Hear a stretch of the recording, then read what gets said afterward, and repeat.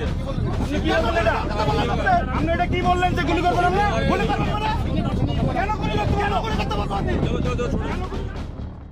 আজ আমরা কথা বলবো পশিন নিয়ে, যে ইস্যু এখন বাংলাদেশ ভারত সম্পর্কের সবচাইতে বড় বিস্ফোরক একটা বিষয়। কারা আসছে, কেন আসছে, ভারত কি ইচ্ছাকৃতভাবে এটা করছে, আর বাংলাদেশ কি পারবে এই চাপ সামাল দিতে? সুপ্রিয় দর্শক, এই সবগুলো প্রশ্নের উত্তর আছে আজকের ভিডিওতে। আপনাদের সাথে আছি আমি শাহাদাত হোসেন। দেখতে থাকুন, আশা করি চমকপ্রদ বেশ কিছু তথ্য তুলে আনার চেষ্টা করব। রংপুর বিভাগ বাংলাদেশের উত্তরের এই বিভাগটির সাথে ভারতের সীমান্ত প্রায় 1000 কিলোমিটার। পঞ্চগড়, ঠাকুরগাঁও, লালমনিরহাট, কুড়িগ্রাম, নীলফামারী এই জেলাগুলোর সাথে কৃষকরা আজ একটা অদ্ভুত আতঙ্কে দিন কাটাচ্ছেন। শুধু কৃষকরাই নয়, বিজিবির সৈনিকরাও ঘুমাতে পারছেন না, কারণ সীমান্তের ওপাশ থেকে যে কোনো সময় আসতে পারে একটা দল, যাদের ঠেলে পাঠাচ্ছে ভারতের বিএসএফ। এই ঠেলে পাঠানোর নামই হলো পশিন। সংখ্যাটা দেখুন, মাত্র 8 মাসে 2025 সালের মে থেকে 2026 সালের জানুয়ারি পর্যন্ত বিজিবির হিসেব বলছে 2303 জনকে জোরপূর্বক বাংলাদেশে ঠেলে দিয়েছে ভারতের বিএসএফ। এদের অনেকেই আছে ভারতীয় নাগরিক, মিয়ানমারের রোহিঙ্গাও। মানে ভারত একেবারে যাচাই বাছাই না করে মানুষজন ঠেলে দিচ্ছে বাংলাদেশে। 6 জুন 2026 ভোরবেলা পঞ্চগড়ের বড়াইবাড়ি সীমান্ত বিএসএফ একটি দলকে, শিশু ও নারী সহ 10 জনকে বাংলাদেশে ঠেলে দেওয়ার চেষ্টা করে, কিন্তু তারা পারেনি। কেন? কারণ এলাকাবাসী জেগেছিল, বিজিবি জেগেছিল, সীমান্তের মানুষ এখন সজাগ প্রহরী। 3 দিন সেই 10 জন শূন্য রেখায় আটক ছিলেন, না ভারতে না বাংলাদেশে।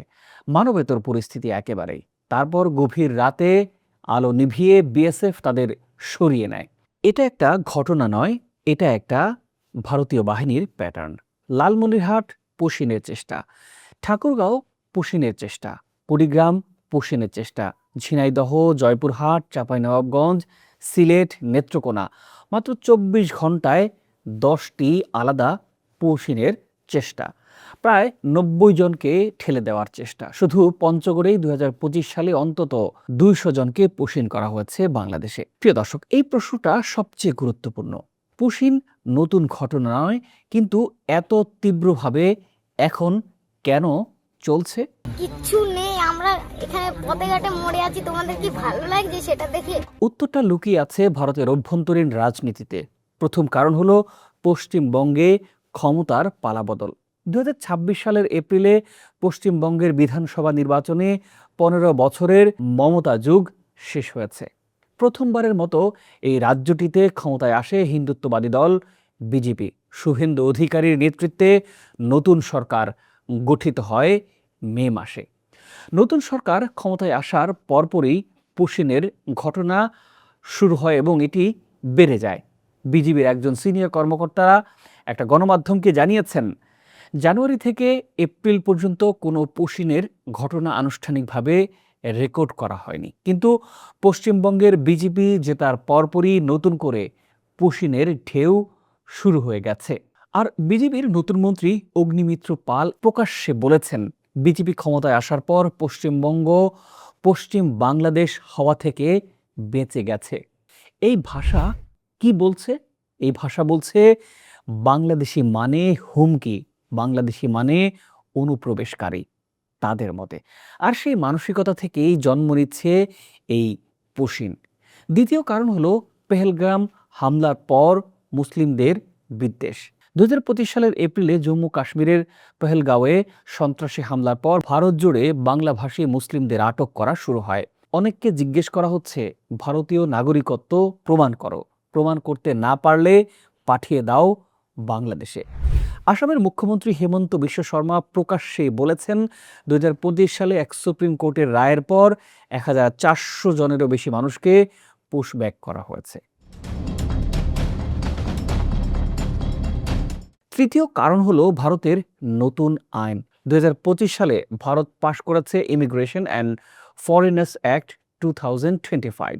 এই আইনের অধীনে কোনো আদালতের রায় ছাড়া, কোনো যাচাই বাছাই ছাড়াই সন্দেহভাজন অনুপ্রবেশকারীদের ঠেলে দেয়া যাবে সীমান্তে। দ্রুততার সাথে সস্তা এবং কম জবাবদিহিমূলক এটা। কিন্তু এই দ্রুততায় ভুল হচ্ছে। 126 জন ভারতীয় নাগরিক এবং 38 জন রোহিঙ্গাকেও ঠেলে দেওয়া হয়েছে এই বাংলাদেশে। ঢাকা বিশ্ববিদ্যালয়ের সাবেক অধ্যাপক ডক্টর সিয়ারা আবরার বলেছেন, বিষয়টি নিয়ে পশ্চিম এবং সীমান্ত হত্যা দুটোই দেশীয় ও আন্তর্জাতিক আইনের বিরুদ্ধে। কাউকে নোম্যান্স ল্যান্ডে আটকে রাখা একটি মানবিক বিপর্যয়। এটা কোনোভাবেই গ্রহণযোগ্য নয়। কিন্তু বাংলাদেশ এখন একেবারে চুপ করে বসে নেই। প্রতিটি ঘটনায়, প্রতিটি সীমান্তেই প্রতিবাদের ভাষা জোরে উঠছে। বিজিবি এখন সীমান্তে মোতায়েন করেছে 26টি জেলায় বিপুল সংখ্যক সদস্য। 4 শিফটে 24 ঘন্টা টহল চলছে। পেট্রোলের সংখ্যা বাড়ানো হয়েছে। প্রতিটি সদস্যের সংখ্যাও বাড়ানো হয়েছে সীমান্তে। দুর্গাপুর সীমান্তে বিএসএফের পুশিনের চেষ্টায় বিজিবি রাতে আতশবাজি ফুটিয়ে সতর্ক বার্তা দিয়েছে ভারতীয় বাহিনীর প্রতি। কিন্তু সবচেয়ে শক্তিশালী প্রতিরোধ এসেছে সাধারণ মানুষের কাছ থেকে। লালমনিরহাটে গ্রামবাসীরা রাত জেগে পাহারা দিচ্ছেন। কুড়িগ্রামে কৃষকরা পুশিন ঠেকিয়েছেন নিজ উদ্যোগেই। পঞ্চগড়ে এলাকাবাসীর বাধার মুখে বিএসএফ পিছু হটতে বাধ্য হয়েছে। বিজিবি কর্তৃপক্ষ জানিয়েছেন, আমাদের দেশের জনগণ সব সময় আমাদের পাশে থেকে কাজ করছে। এই সীমান্ত আমরা সততা, পরিশ্রম এবং দেশপ্রেমের দ্বারা সুরক্ষিত রাখব। আর বাংলাদেশের স্বরাষ্ট্রমন্ত্রী সালাউদ্দিন আহমেদ স্পষ্ট করে বলেছেন, আমরা কোনো ধরনের অবৈধ পুশিং বা পুশব্যাক সমর্থন করি না।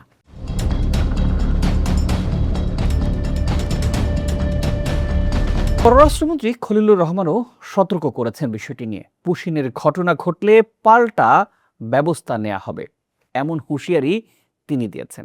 এখানে একটা খুব গুরুত্বপূর্ণ প্রশ্ন সামনে এসেছে। ভারতের সাথে চীনের সীমান্ত আছে, নেপালের সীমান্ত আছে, ভুটানের সীমান্ত আছে, মিয়ানমারের সীমান্ত আছে।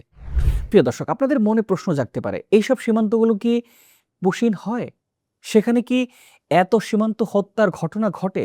উত্তর হলো না, একেবারেই না। তাহলে শুধু বাংলাদেশের সাথেই কেন ঘটছে এমনটা? বিশ্লেষকরা বলছেন, এর উত্তরে লুকিয়ে আছে দুটি জায়গায়। প্রথমত, বাংলাদেশি শ্রমিকদের উপস্থিতি ভারতের অনেক রাজ্যে আছে এমনটা তারা মনে করছেন।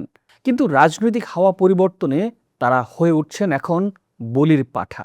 দ্বিতীয়ত, বাংলাদেশ একটা ছোট্ট রাষ্ট্র, তুলনামূলক দুর্বল। চীন বা নেপালকে যা করা যায় না, বাংলাদেশকে তা করার সাহস ভারত দেখাচ্ছে বা দেখায়। এটাই ভূরাজনৈতিক বাস্তবতা, এটাই সত্যি কথা। 8 জুন 2026 নয়াদিল্লিতে শুরু হয়েছে 4 দিন ব্যাপী বিএসএফ বিজিবির ডিজি পর্যায়ের 57তম সম্মেলন। বিজিবির মহাপরিচালক মেজর জেনারেল আশরাফুজ্জামান সিদ্দিকের নেতৃত্বে 16 সদস্যের প্রতিনিধি দল অংশ নিচ্ছেন এই বৈঠকে। আলোচনার শীর্ষেই আছে এই পুশ ইন বন্ধ করার বিষয়টি। এছাড়া সীমান্ত হত্যা বন্ধ করার বিষয়টিও আছে। কাঁটাতার স্থাপনে আন্তর্জাতিক নিয়ম মানা, শূন্য রেখার কাছে ভারতীয় অবৈধ স্থাপনা সরানো। বিজিবি কর্তৃপক্ষ জানিয়েছে, এই সম্মেলনে পুশ ইন ও সীমান্ত হত্যা আমাদের সর্বোচ্চ অগ্রাধিকার। যদি কেউ বাংলাদেশি নাগরিক হন, তাদের প্রত্যাবাসনের জন্য আন্তর্জাতিক প্রক্রিয়া আছে, সেই প্রক্রিয়া মানতে হবে। প্রিয় দর্শক, এর আগে মে মাসে বাংলাদেশ ভারতকে একটা বিস্তারিত কূটনৈতিক নোটও পাঠিয়েছে। নোটে উল্লেখ করা হচ্ছে, ভারত নিজেই দেরি করছে, কারাগারে কনসুলার অ্যাক্সেস সীমিত, নাম মেলানো যাচ্ছে না, কাগজে ভুল আছে, তাহলে দোষটা কার? প্রিয় দর্শক, এই বৈঠকে সমাধান হবে কিনা সেটা দেখার বিষয়। কিন্তু বাস্তবতা হলো 2025 সালে 34 জন বাংলাদেশি বিএসএফ এর হাতে নিহত হয়েছেন, 24 জন গুলিতে, 10 জন নির্যাতনের মাধ্যমে। এটা সংখ্যা নয়, এগুলো মানুষ, এগুলো পরিবার। আর এই সংকটের সবচেয়ে বড় শিকার আসলে কারা হন? রংপুর বিভাগের সেই কৃষক যিনি ধান কাটতে যেতে পারছেন না, কারণ কাঁটাতারের কাছে গেলে বিএসএফ হুমকি দেয়। সেই কৃষক বলছেন, আমাদের অনেক সময় ওদের কথা মতো চলতে হয়। এখন নেওয়া যাবে না, পরে নিতে হবে। এভাবে অনেক সময় ফসলও নষ্ট হয়ে যায়। সেই মানুষ যিনি বলছেন একটা গরু ছাগল আসলে ধান খেয়ে যায়, আমরা একটা বেড়াও দিতে পারি না, বেড়া দিলেই হুমকি দেওয়া হয়, এটা আসলে কি? এটা কোন ধরনের প্রতিবেশিত্ব?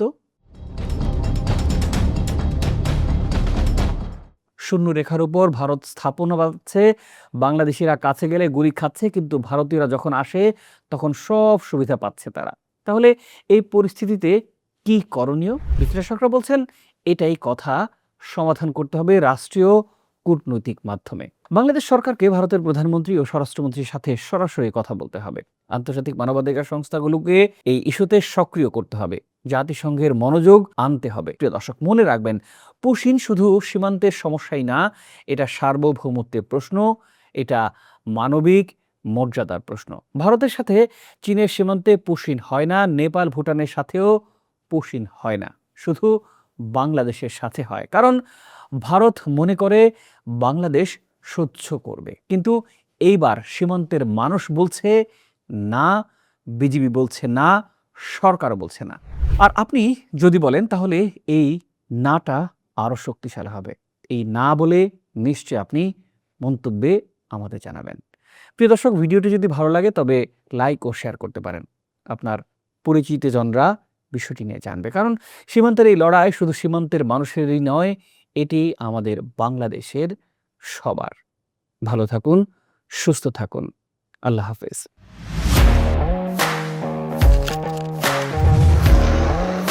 প্রফেশনাল স্টুডিও খুঁজছেন? ঢাকার প্রাইম লোকেশন নয়াপল্টনে দেশ সমাচার স্টুডিও আপনার কন্টেন্ট প্রোডাকশনের নির্ভরযোগ্য ঠিকানা।